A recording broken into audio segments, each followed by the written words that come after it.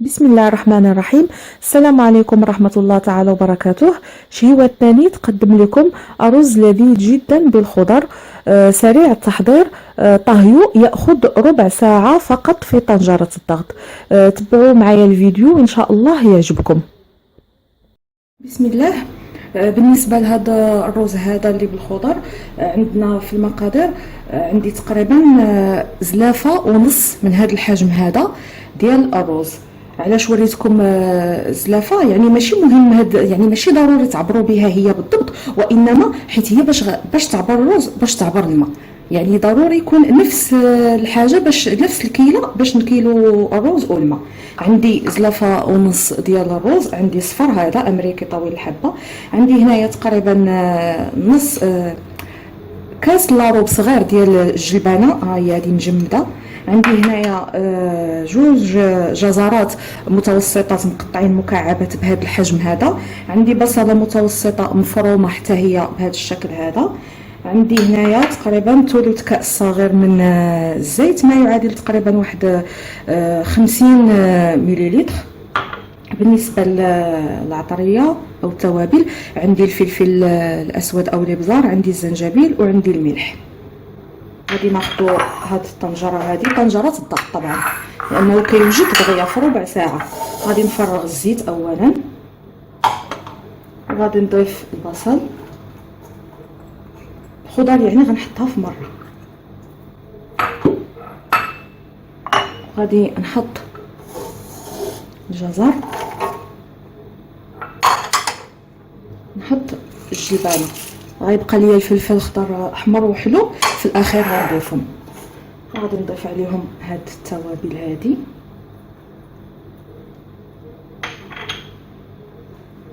نضيف عليهم واحد نص كاس كبير، يعني ما يعادل واحد 80 حتى يعني قياس هاد الكاس هذا.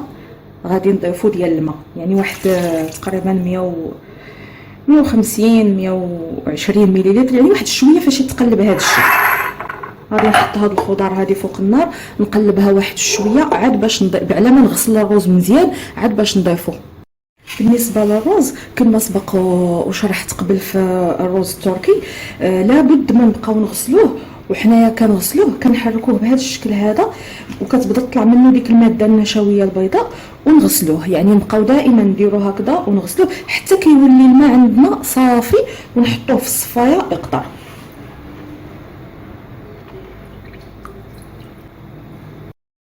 هنايا البصل والخضر اللي حطينا بداو كيغليو واحد شويه. غادي نضيفو ليهم الرز اللي عندنا كما سبق واشرت، فاحنا غسلناه مزيان حتى مشات منه ديك الماده النشويه اللي بيضه، وصفيناه قطرناه مزيان عاد باش ضفناه.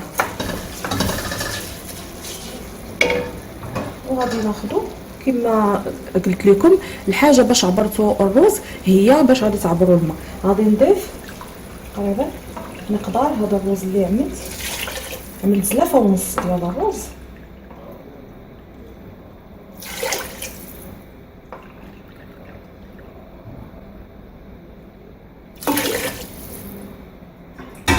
انا عملت زلافه ونص ديال الرز، وعملت في المقابل 3 ديال الماء، 3 الزلايف، يعني كيلة ونص ديال الرز مقابل 3 الكيلات ديال الماء.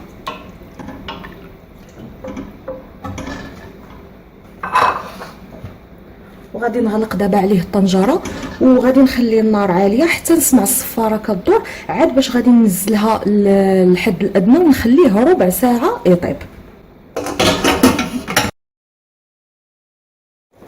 هنايا من بعد مرور ربع ساعه فتحت على الطنجره، لقيت باقي فيه واحد شويه ديال الماء. غادي هنايا، هو بالعاده انا كنفتح عليه بعد ربع ساعه كنلقاه شرب، ما عرفتش مالو اليوم. غادي نضيف هنايا عندي الفلفله، هادو انا كنضيفهم حتى كيطيب تماما، باش غير داك البخار، وكنطفي عليه غير باش داك البخار هو اللي يخليهم يليانوا واحد شويه باش يبقاو باينين.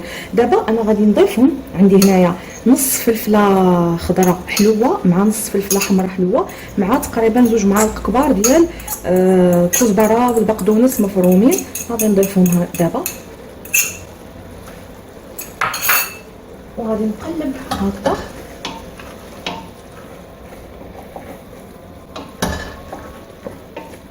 صافي ها هو تشرب في الحقيقه. غادي نطفي، غادي نبعدو من النار. انا بعدتو من النار، ها نتوما طفيتها. غادي نقلب تقليبه بحال هذا الشكل هذا، غير باش هذا الروز هذا يتهوى واحد شويه. الله اكبر. صافي، وغادي نغطي عليه، ونخليه تهدى الحراره ديالو واحد شويه قبل ما نقدمه. ها هو راه تشرب كل السوائل اللي بقى، غادي يتشربوا وهو مغطي.